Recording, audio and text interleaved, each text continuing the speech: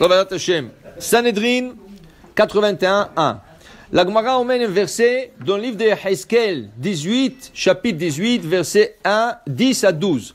Ve'olid ben paritz, shofech dam, el ha'arim achal, ve'et eshet eire'u timeh, ve'el ha'gilulim nasa elav, ve'el elav. Alors ça, ce verset, il dit, ben paritz, olid, il a enfanté, il a donné naissance à un enfant qui n'était pas bien, el ha'arim achal, il mange vers les montagnes, ve'et eshet eire'u timeh, et il a impurifié la femme de son ami.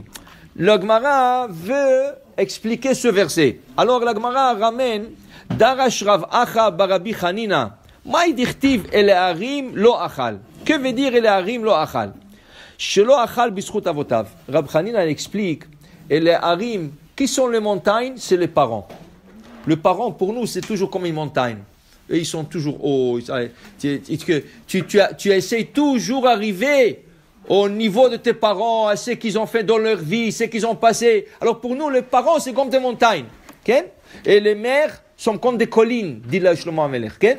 Il dit ici, et les harim lo achal, dit Rav Chanina, shelo achal, il n'a pas mangé bischut avotav. Qui veut dire quoi? Il y a des gens, quand tu lui dis quelque chose, ah, tu sais, mon père, c'était un dayan, mon grand-père, c'était quelqu'un de... Ok, ton père, ton grand-père, et toi, qu'est-ce que tu es? Tu es rien du tout.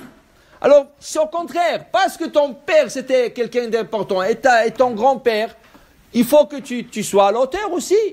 Alors, El Harim Lo Achal, dit Rabbi Hanina, veut dire, ne compte jamais sur le mérite de tes parents.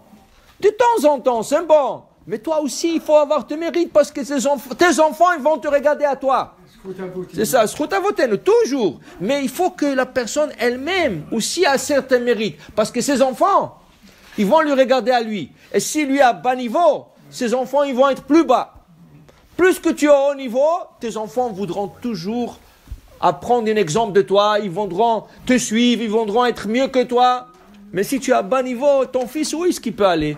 Okay? Alors on dit, le Rabbi Ishraï dit, une fois il y avait 2 enfants qu'on les a attrapés, volés. Okay? Un était le fils d'un pauvre, l'autre était un fils d'un riche. Le juge, quand il a vu le pauvre, il a dit, pourquoi tu as volé? Il a dit, je m'amusais. Il a dit, hey, tu t'amuses plus, hein? Sors d'ici, je ne vais plus te voir. Il l'a lâché. Le deuxième, il a appelé le truc, il a dit, celui-là, il faut lui donner 20 falakas, 20 coups, et il faut qu'il paye. Il dit, monsieur le juge, on était ensemble, j'étais avec mon ami, comment ça se fait, tu l'as lâché à lui? Il dit, non, lui, ses parents sont pauvres. Il n'a pas dit qu'il va prendre un exemple. Mais toi, tu manques de rien. Tu manques de rien. Ton père et ta mère te donnent tout. Pourquoi tu es parti voler? Et pourquoi tu as fait maintenant honte à tes parents que toute la ville va savoir que leur fils était un voleur? Alors tu mérites de coups. Tu mérites falaka. Okay? Alors c'est pour te dire, toujours sois à haut niveau, comme ça tes enfants te regardent. Alors, et tes enfants, et toi, ne dis pas mon père, mon grand-père. C'est très bon comme srout. C'est une srout d'avoir un père et un grand-père qui était tzaddik. Mais toi aussi, tu devrais avoir tes srouillotes. Maintenant, il dit ici, Ve'enav lo nasa el gilulei bet Israël, et ses yeux n'ont pas regardé les idoles d'Israël. Il dit ici, shelo alach bekoma zkufa. Il ne marche pas en arrogance. Il y a des gens qui marchent, ils ne baissent pas la tête. Ils marchent droit comme un bâton. Ils marchent droit. Il y a Hachem, il faut baisser quand tu marches. Il fait un peu baisser la tête. Parce qu'il y a Hachem par-dessus de toi. Ken? Alors il dit ici, c'est comme la Avodah Zara. Si tu t'enorgueillis comme ça, Ken? La Gemara nous enseigne dans une autre place. Hashamayim kis'i ve'haaretz adon raglai. Le ciel, c'est ma chaise, comme ça dit Hachem. Hashamayim kis'i, c'est une haftara. Hashamayim kis'i ve'haaretz adon raglai. Et je repose le pied sur terre, comme ça dit Hachem. Alors il dit la Gemara, celui qui marche avec la tête haute, c'est comme s'il repousse le pied d'Hachem de la terre. C'est comme si tu fais comme ça avec la tête, tu repousses. Il faut que tu marches avec la tête basse. Tu as une anava, sinon c'est comme la Avodah Zara. Alors c'est ça qui dit Vel gilulei bet Israël lo karav. Et après il dit ici Vel isha nida lo karav. Il ne s'est pas approché d'une femme menstruée. Nida. Bien sûr, la Torah dit que c'est interdit de s'approcher de sa femme quand elle a la menstruation. De quoi il parle le prophète Yecheskel? Il dit non. Shelo ne'ena mekupa shel tzedaka. Il faut essayer de s'éloigner de la tzedaka. Si tu n'as pas besoin, pourquoi tu vas prendre la tzedaka? Tu n'as pas besoin, pourquoi tu vas prendre de la tzedaka? Okay? Ne touche pas la tzedaka si tu n'as pas besoin. Il y a des halachot. Qui c'est qui peut prendre la tzedaka? Qui c'est qui ne peut pas? Okay? Il y a des gens que... Regardez, le tour, c'était le premier Shulchan Aruch. Il y avait le tour, après il y avait le Bet Yosef, qui était un commentaire sur le tour, et après le Bet Yosef, Rabbi Yosef Karo, il a écrit sur Shulchan Aruch. Mais le premier Shulchan Aruch, c'était le tour, Arba'a Turim, le tour. Le tour, il était un génie, un gaon.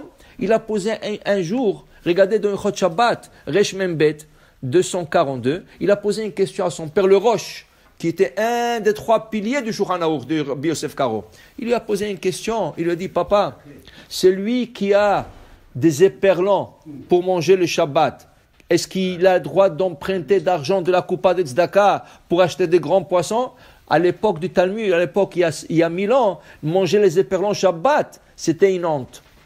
Tu mangeais des grands poissons. Aujourd'hui, c'est devenu une délicatesse. Mais à l'époque, de manger des éperlants, c'était une honte. Alors il lui a posé la question à son père, papa, j'ai rien que des éperlants. Est-ce que je peux prendre la tzedaka, un peu d'argent, emprunter? Il lui a dit non. Assez Shabbatcha chol, va'al titztarech la beriot. Il vaut mieux faire le Shabbat comme un jour de la semaine, ça veut dire pas avec le bon manger et tout ça, mange normal et ne prends pas de la tzedaka. Ne touche pas la tzedaka. Tant que tu peux éviter de prendre la tzedaka, évite. Et après il dit ici, après tout cela, il dit ici, il n'a pas purifié la femme de son ami, dit Rabbi Chaina, il n'a pas dérangé le business de son ami. Qui veut dire quoi? Tu vas chez ton ami, tu le visites, tu prends un petit café avec lui, et il a quoi? Une bijouterie, il a un magasin des habits. Et tu vois les clients rentrer et sortir et tout. C'est ça quoi? Alors il te dit, si tu vois les clients rentrer et sortir, et qu'est-ce qui arrive maintenant? Tu dis, c'est un bon business. Le lendemain, tu vas et tu ouvres un magasin juste à côté de lui. Ça c'est pas bon. Okay? C'est comme si tu avais pris la femme de ton ami. Alors, il dit, il n'a pas purifié la femme de son ami. Ça veut dire qu'il n'a pas pris le métier de son ami. Tu veux ouvrir une bijouterie? Pas à côté de lui. Va ailleurs. Va quelque part d'autre. Tu veux ouvrir un magasin d'habits? Va ailleurs. Mais pas juste à côté de lui. Hier, tu as pris un café avec lui. Aujourd'hui, tu ouvres un magasin à côté de lui. Okay? Ça, c'était l'argument que Haman, il a utilisé pour acheter les Juifs. Il a dit à Achashverosh, vous savez, Achashverosh, le Juif, dès que tu fais un bon business, ils viennent t'installer à côté de toi, ils te font la même chose. Ils vont en Chine, ils vont copier.